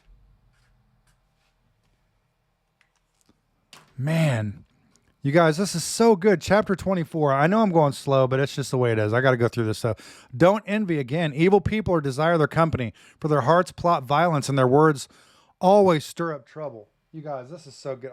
This is so good. I can't stand it. A house is built by wisdom and becomes strong through good sense. Through knowledge, its rooms are filled with all sorts of precious riches and valuables. The wise are mightier than the strong, and those with knowledge grow stronger and stronger. So don't go to war without wise guidance. Victory depends on having many advisors. Wisdom is too lofty for fools. This whole book's about wisdom. It's too lofty for fools. Among leaders at the city gate, they have nothing to say. A person who plans evil will get a reputation as a troublemaker. The schemes of a fool are sinful. Everyone detests a mocker. If you fail under pressure, your strength is too small. Rescue those who are unjustly sentenced to die. Save them as they stagger to their death. This book talks a lot about being falsely sentenced, about women, about drunkards, about sexual, all kinds of stuff. It's just amazing over and over how to treat your parents. Don't excuse yourself by saying, look, we didn't know. For God understands all hearts and he sees you. He who guards your soul knows you knew. He will repay all people of their actions as their actions deserve. This has been echoed over and over. I wish I could put these in stanzas and separate the repetitive nature of these. God is so clear. Verse 13, my child, eat honey, for it is good, and the honeycomb is sweet to the taste. In the same way, wisdom is sweet to your soul. If you find it, you will have a bright future, and your hopes will not be cut short. Don't wait in ambush at the home of the godly, and don't raid the house where the godly live. The godly may trip 7 times, but they will get up again. But one disaster is enough to overthrow the wicked. Don't rejoice when your enemies fall. Don't be happy when they stumble. That's been echoed over and over. For the Lord will be displeased with you and will turn his anger away from them. Don't fret because of evildoers. Don't envy the wicked. For evil people have no future. The light of the wicked will be snuffed out. My child, fear the Lord and the king. Don't associate with rebels. For disaster will hit them suddenly. Who knows what punishment will come from the Lord and the king? Here are some future sayings of the wise. It is wrong to show favoritism when passing judgment. This is over and over, you guys. A judge who says to the wicked, you're innocent, will be cursed by many people and denounced by the nations. But it will go well for those who convict the guilty. Rich blessings will be showered on them. An honest answer is like a kiss of friendship. Do your planning and prepare your fields before building your house. Man, you guys, there's so much wisdom here. Don't testify against your neighbors. This is again and again and again. Without cause, don't lie about them. Over and over, don't lie on your neighbor. Come on. And don't say, now I can pay them back for what they've done for me. I'll get even with them. Literally, it just said this. I walked by the field of a lazy person, the vineyard of one with no common sense. I saw that it was overgrown with nettles. It was covered with weeds, and its walls were broken down. Then, as I looked and thought about it, I learned this lesson: a little extra sleep, a little more slumber, a little folding of the hands to rest, then poverty will pounce on you like a bandit. Scarcity will attack you like an armed robber. Chapter 25. My goodness, this is so good. Man, you guys. I know it's long, but I got to finish this up. Chapter 25.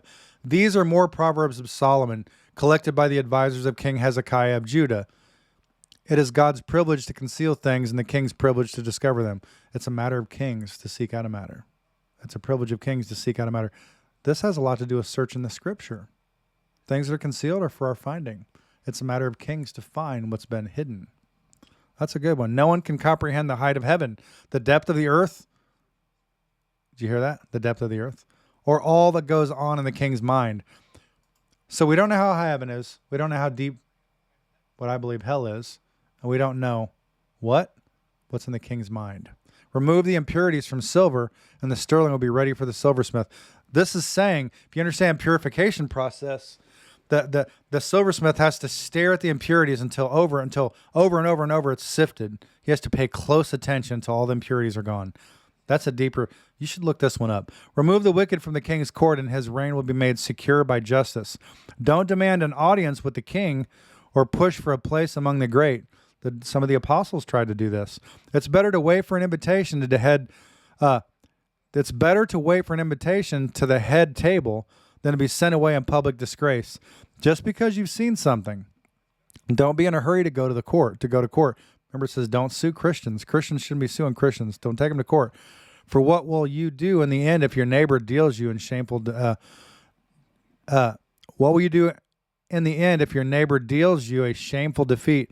When arguing with your neighbor, don't betray another person's secret. Do you hear that? Even if you're mad, don't give away somebody else and make them look bad. How about this? This is a weird analogy, but if you guys are separated, don't talk bad about the mom just because you don't like the mom. Don't ruin it for your kid. That's a different way of looking at it, but think about that, and you'll see what I'm talking about. Others may accuse you of gossip, and you will never regain your good reputation. Timely advice is lovely, like golden apples in a silver basket. Wow. Man, to one who listens, valid criticism is like a gold earring and other gold jewelry. Trustworthy messengers refresh like snow in summer. They revive the spirit of their employer. I love that. A person who promises a gift but doesn't give it is like clouds and wind that bring no rain. Wow. Patience can persuade a prince, and soft speech can break bones. Do you like honey? Don't eat too much or it'll make you sick. Wow. That's deep but simple. Do you like honey? Don't eat too much or it'll make you sick. Too much of anything is not a good thing. It's true. Of course, too much Jesus ain't, but don't visit your neighbors too often or you will wear out your welcome. Wow. Don't visit your neighbors. Telling lies about others is as harmful as hitting them with an axe, wounding them with a sword, or shooting them with a sharp arrow. Putting confidence in an unreliable person in times of trouble is like chewing with a broken tooth or walking on a lame foot. It's pointless. That's the point. Singing cheerful songs to a person with a heavy heart is like taking someone's coat in a cold weather and pouring vinegar on a wound. You need to understand there's a time and a season for everything. If they're mourning like Job was mourning, this friend sat there for 7 days. Sometimes you need to just sit there and listen. Don't try to, let me sing you a song, but they're not feeling it. Their father just passed away. It's not what they're looking for. They're looking for understanding, peace, quiet. If your enemies are hungry, give them food to eat. Got to use wisdom. If they are thirsty, give them water to drink. That's been echoed over and over in Proverbs. You will heap burning coals of shame on their heads, and the Lord will reward you. Man, as surely as a north wind brings rain, so a gossiping tongue causes anger. It's better to live alone in the corner of an attic with a quarrelsome wife and a lovely home. That's now, 4 or 5 times mentioned? Good news from far away is like cold water to the thirsty. Yeah, it's good, but what good's it do if they don't drink it? Good news from far away is like cold water to the thirsty. If the godly give in to the wicked, it's like polluting a fountain or muddying a spring. It's not good to eat too much honey, and it's not good to seek honors for yourself. A person without self-control is like a city with broken down walls. Wow. You guys, this is unbelievable. Honor is no more associated with fools than snow with summer or rain with harvest. Isn't that true? They're opposites. Like a fluttering sparrow or a darting swallow, an undeserved curse will not land on its intended victim. Wow. Cursing somebody that doesn't deserve it, it's not going to go where you think it will. It will not land on its unintended victim. It won't actually affect them. It won't do what you think it will. Okay? Like a fluttering sparrow or a darting swallow, that cursing that person, if they don't deserve it, it's not going to do what you think it will. It won't end the way you think it will. Guide a horse with a whip, a donkey with a bridle, and a fool with a rod to his back. What it's saying is it needs leading. It needs to be led. Right? The horse represents judgment, by the way. But if you guide a horse with a whip, it needs a little adjustment. You know what I'm saying? And a donkey with a bridle needs to be held back. One needs to be sent forward. The other one's held back. And a fool with a rod to his back, he needs to be shut up sometimes. Don't answer the foolish arguments of fools, or you'll become as foolish as they are. Somebody wants to try to bring you into a narrative and fight with you.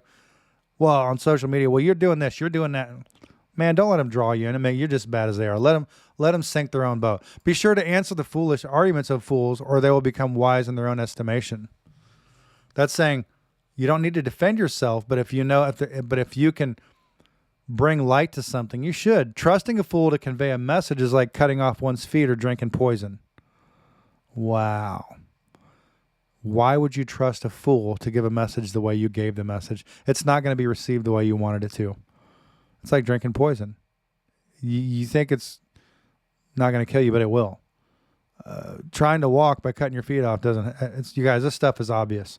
The proverb in the mouth of a fool is as useless as a paralyzed leg. Proverbs are they're actions. They're things you can do. They're proactive. But somebody's foolish. It's like proverb in a mouth. If they're a fool, it's like having a leg where you can usually walk on it, but if it's paralyzed, it does no good. It's dumb. I mean, honoring a fool is as foolish as tying a stone to a slingshot. Why would you tie Yeah, I can't. This is so obvious. Don't honor a fool. A proverb in the mouth of a fool is like a thorny branch brandished by a drunk. An employer who hires a fool is a bystander. An employer hires a fool. An employer who hires a fool or a bystander is like an archer who shoots at random. What you're doing has no purpose. As a dog returns to its vomit, just circle this. So a fool repeats his foolishness. There's those people that get locked up over and over and over and over. And the same thing. Stealing money, stealing money, stealing money. Seriously, man? Dogs, they have no future. They do what they're told. They're going to be under submission. They're going to be locked up. If you just keep doing the same thing, you're a fool.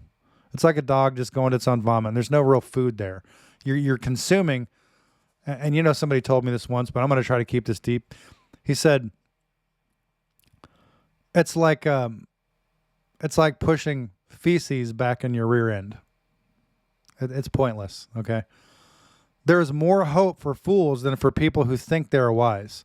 The lazy person claims there's a line on the road. Yes, I'm sure there's a line out there. That was said already. As a door swings back and forth on its hinges, so the lazy person turns over in bed. Wow. Lazy people, again, take food in their hand, but don't even lift it to their mouth. I mean, literally, this is said like literally identically the same. Lazy people consider themselves smarter than 7 wise counselors. Interfering in someone else's argument is as foolish as yanking a dog's ears. You're going to get bit. Interfering in someone else, man, just as damaging as a madman shooting a deadly weapon is someone who lies to a friend and then says, I was only joking. Well, that just means there's some truth in there. Fire goes out with wood. Man, fire goes without wood. No, start over, John. Fire goes out without wood and quarrels disappear when gossip stops. Don't feed a fight. It becomes a bigger snowball. You're not going to get rid of it. A quarrelsome person starts fights as easily as hot embers light charcoal or fire lights wood. Rumors are dainty morsels that sink deep into one's heart. We said that. It's like literally a mirror image. I thought we were going to get done quicker, guys, but we're pushing. Rumors are dainty that sink deep in one's heart. Smooth words may hide a wicked heart just as a pretty gaze covers a clay pot. People may cover their hatred with pleasant words, but they're deceiving you. Wow. They pretend to be kind, but don't believe them. Their hearts are full of many evils. While their hatred may be concealed by trickery, their wrongdoing will be exposed in public. It's going to be brought to the light. If you set a trap for others, you will get caught in it yourself. If you roll a boulder down on others, it will crush you instead. You'll get what you deserve. Whatever you sow will be sown. Live by the sword, die by the sword. A lying tongue hates its victims, and flattering words cause ruin. Chapter 27. Don't brag about tomorrow since you don't know what that day will bring. Oh, I'm going to do this. Are you sure? Let someone else praise you, not your own mouth, a stranger, not your own lips. Boy, I did so good. I was good. Why don't you let somebody else say you were good? It looks a lot more attractive on you, right? Let someone else praise you. Do not let someone else praise you, not your own mouth, a stranger, not your own lips. That's the point. A stone is heavy and sand is weighty, but the resentment caused by a fool is even heavier. Anger is cruel and wrath is like a flood, but jealousy is even more dangerous. An open rebuke is better than hidden love. Wow. Wounds from a sincere friend are better than many kisses from an enemy. Boy, Judas betrayed him with a kiss. A person who is full refuses honey, but even bitter food tastes sweet to the hungry. Wow. You don't want the good stuff. You just want your belly full. A person who strays from home is like a bird that strays from its nest. The heartfelt counsel of a friend is as sweet as perfume and incense. Never abandon a friend, either yours or your father's. When disaster strikes, you won't have to ask your brother for assistance. It's better to go to a neighbor than to a brother who lives far away. Be wise, my child, and make my heart glad. Then I will be able to answer my critics. Listen to what I said. Listen to what he says. Be wise, my child.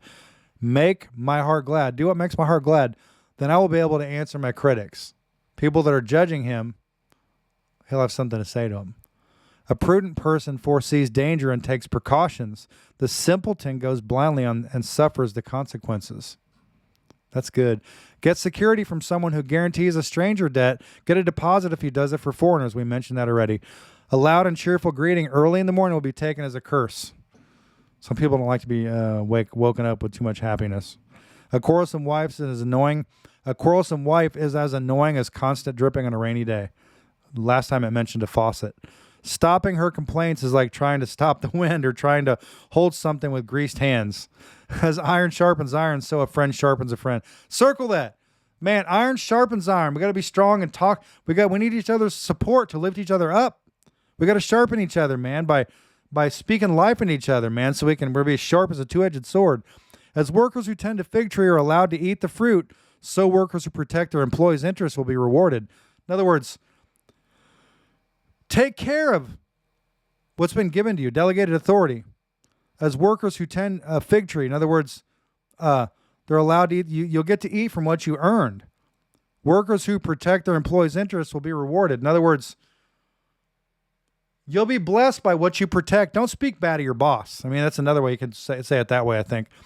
As a face is reflected in water, so the heart reflects the real person. Ooh, the heart will tell on you. Just as death and destruction are never satisfied, so human desire is never satisfied. Fire tests the purity of silver and gold. We heard that before. But a person is tested by being praised.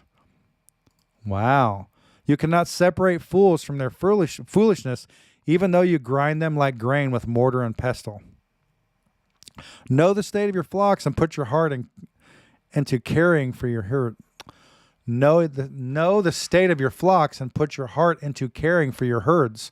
For riches don't last forever, and the crown might not be passed to the next generation. After the hay is harvested and a new crop appears and the mountain grasses are gathered in, your sheep will provide wool for clothing and your goats will provide the price of a field. Look at this. Man, you'll be blessed by this stuff. Your hard work's going to pay off. And you will have enough goats, milk for yourself, your family, and your servant girls. Man, this is so good. Chapter 28. I know we're getting kind of late, but we'll be all right. We'll make it. Okay, Proverbs 28:1. The wicked run away when no one is chasing them. They have their own guilt. They think somebody's chasing. It's paranoia. But the godly are as bold as lions. Nothing to hide.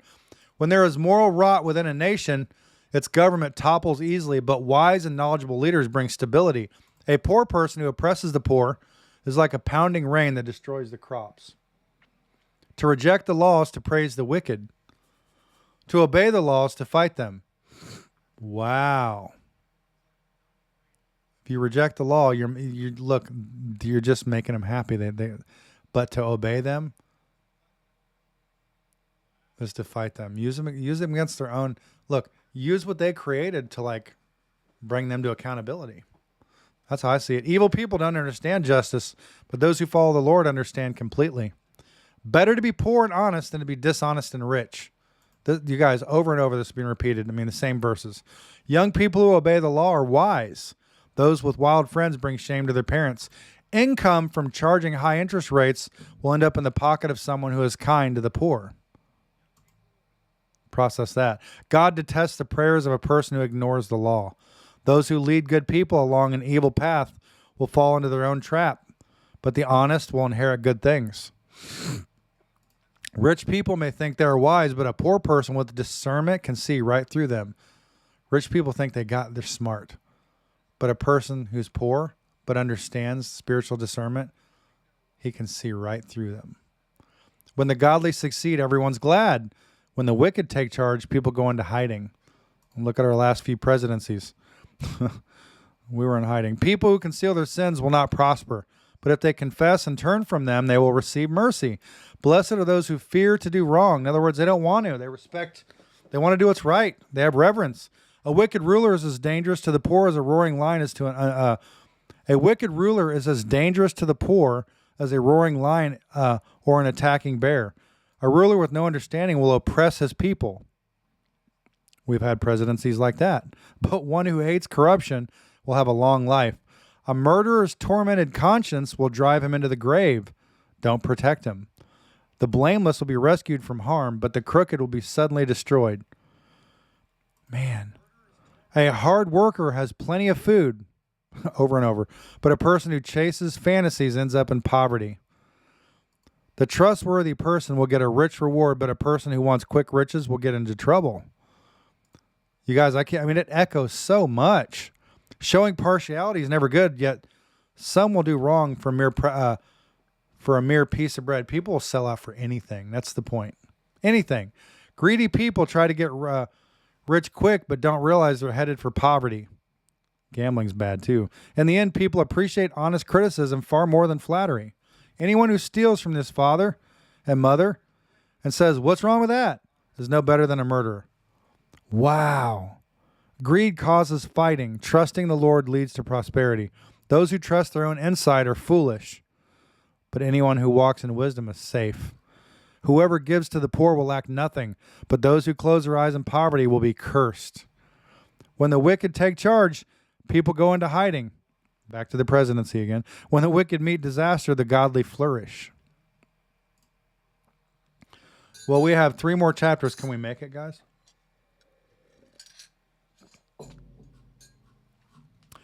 Proverbs 29:1.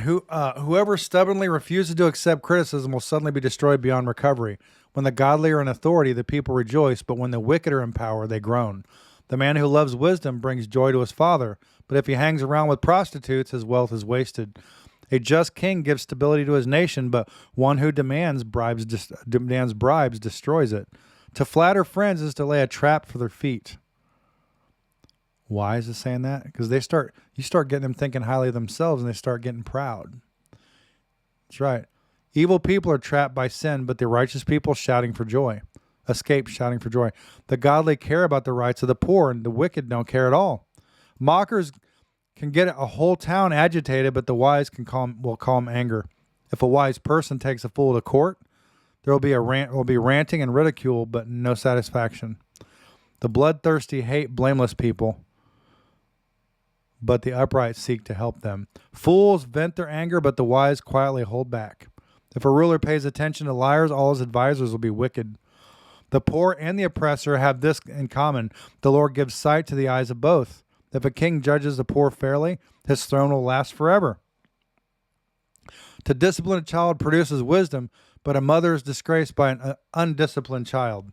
Proverbs 29:15. Okay, 29:15. When the wicked are in authority, sin flourishes, but the godly will live to see their downfall. Wow. Wow. You guys hear that? When the wicked are in authority, we've had that happen. Sin flourishes, and it did. But the godly will live to see their downfall, and we did. Man, discipline your children, and they will give you the peace of mind, will make your heart glad. 29:17. I can't believe all these verses about it. Discipline. When people do not accept divine guidance, they run wild. But whatever obeys the law is joyful. But whoever obeys the law is joyful. Words alone will not discipline a servant. The words may be understood, but they are not heeded. That's true. There is more hope for a fool than someone who speaks without thinking. A servant pampered from childhood will become a rebel. Proverbs 29:21. We'll write that one down too. 29:21. Wow. An angry person starts fights. A hot-tempered person commits all kinds of sin. Pride ends in humiliation, while humility brings honor. If you assist a thief, you only hurt yourself. You are sworn to tell the truth, but you dare not testify. Wow. Fearing people is a dangerous trap, but trusting the Lord means safety. I ain't afraid of man. I fear God. That's what it's saying. Many seek the ruler's favor, but justice comes from the Lord. This is so good. The righteous despise the unjust. The wicked despise the godly. Chapter 30. The words of Agur. The sayings of Agur, son of Jacoth, contain this message. I am weary, O God. I am weary and worn out, O God. I am too stupid to be human, and I lack common sense. I have not mastered human wisdom, nor do I know the Holy One. Who but God goes up to heaven and comes back down? Who holds the wind in his fists? Who wraps up the oceans in his cloak? Who has created the whole wide world? What is his name and his son's name? Tell me if you know. Every word of God proves true. He is a shield to all who come to him for protection. Do not add to his words, or he may rebuke you and expose you as a liar. Oh God, I beg 2 favors from you. Let me have them before I die. First, help me never to tell a lie. Second, give me neither poverty nor riches. Give me just enough to satisfy my needs. Ooh, wow. That's amazing. For if I grow rich, I may deny you and say, who is the Lord? And if I am too poor, I may steal and thus insult God's holy name. Never slander a worker to the employer, or the person will curse you and you will pay for it. That echoes again from Proverbs. Welcome, Dina. We're almost done. I know this was a long night, but we're almost there. Last chapter coming up. Never slander a worker to the employer, the person will curse you and you will pay for it. Some people curse their father and do not thank their mother. They are pure in their own eyes, but they are filthy and unwashed. They look proudly around, casting disdainful glances. Wow, that's a proud eye. Proud eye, man. They have teeth like swords and fangs like knives. They devour the poor from the earth and the needy from among the humanity. The leech has 2 suckers that cry out, more, more.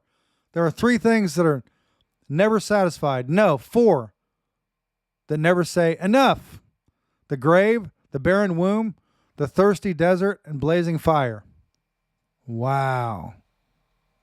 Man, that's profound. The eye that mocks a father and despises a mother's instructions will be plucked out by ravens of the valley and eaten by vultures. There are 3 things that amaze me. No, 4 things that I don't understand. How an eagle glides through the sky, how a snake slithers on a rock, how a ship navigates the ocean, how a man loves a woman. Wow, that's profound. An adulterous woman consumes a man, then wipes her mouth and says, what's wrong with that? There are 3 things that make the earth tremble. No, 4 it cannot endure. A slave who becomes a king, an overbearing fool who prospers, a bitter woman who finally gets a husband, a servant girl who supplants her mistress. There are 4 things on earth that are small but unusually wise. Ants, they aren't wrong, but they store up food all summer. Hyraxes, they aren't powerful, but they make their homes among the rocks. Locusts, they have no king, but they march in formation. Lizards, they are easy to catch, but they are found even in kings' palaces. There are 3 things that walk with stately stride, no 4 that strut about. The lion, king of animals, who won't turn aside for anything. The strutting rooster, the male goat, a king as he leads his army. If you have been a fool by being proud or plotting evil, cover your mouth in shame. Y'all, I'm getting tired, but I'm almost there. We're almost done. Last chapter. As the beating of cream yields butter and striking the nose causes bleeding, so stirring up anger causes quarrels. Ain't that the truth? Last chapter tonight, man. We've been pushing. It was a little longer like last night, and I didn't stop and teach in all the places I could have by far, and it still took a while, but we finished it. This is it right here. Last chapter, chapter 31, verse 1, Proverbs. The sayings of King Lemuel contain this message which his mother taught him. O my son, O son of my womb, O son of my vows, do not waste your strength on women or those who ruin kings. Sounds like a Jezebel to me. It is not for kings, O Lemuel, to guzzle wine. Rulers should not crave alcohol, for if they drink, they may forget the law and not give justice to the oppressed. Ooh. Alcohol is for the dying and wine for those in bitter distress. Let them drink to forget their poverty and let them drink to forget their poverty and remember their troubles no more. Speak up for those who cannot speak for themselves. Endure justice for those being crushed. Yes, speak up for the poor and helpless and see that they get justice. This is a woman who fears the Lord. This is what we know as the virtuous woman, okay? We talked about the woman you don't want to meet. Now, Proverbs 7, I think it's the Proverbs 7 woman. Now we're going to talk about the Proverbs 31 women. Women, this would be a highly recommended section to circle. There's 2 women. Proverbs 7, I think it is, and Proverbs 31. Here's the woman you want to be, women. Proverbs 31:10. Who can find a virtuous and capable wife? She is more precious than rubies. Her husband can trust her, and she will greatly enrich his life. She brings him good, not harm, all the days of her life. She finds wool and flax and busily spins it. She is like a merchant ship bringing her food from afar. She serves him, feeds him. She's just good. She's beneficial in all ways in the marriage, guys. She gets up before dawn to prepare breakfast for her household and plans the day's work for her servant girls. My wife does that for me. Not the servant girls part, though. She goes to inspect a field and buys it. With her earnings, she plants a vineyard. She is energetic and strong, a hard worker. That's my wife. That's my wife. She makes sure her dealings are profitable. Her lamps burn late into the night. That's not my wife. I'm a late owl. She's not a late owl. Her hands are busy spinning thread. Her fingers twisting fibers. She can do all that. She extends a helping hand to the poor and opens her arms to the needy. Definitely my wife. She has no fear of winter for her household, for everyone has warm clothes. Man, this is good. She makes her own bedspreads. She dresses in fine linen and purple gowns. See if I can talk Alana into that. Her husband is well known at the city gates, where he sits with the other civic leaders. Man, remember this is being the crown. Oh man, the wife is the crown for the man. I think it's what it says. For both, we can bless each other.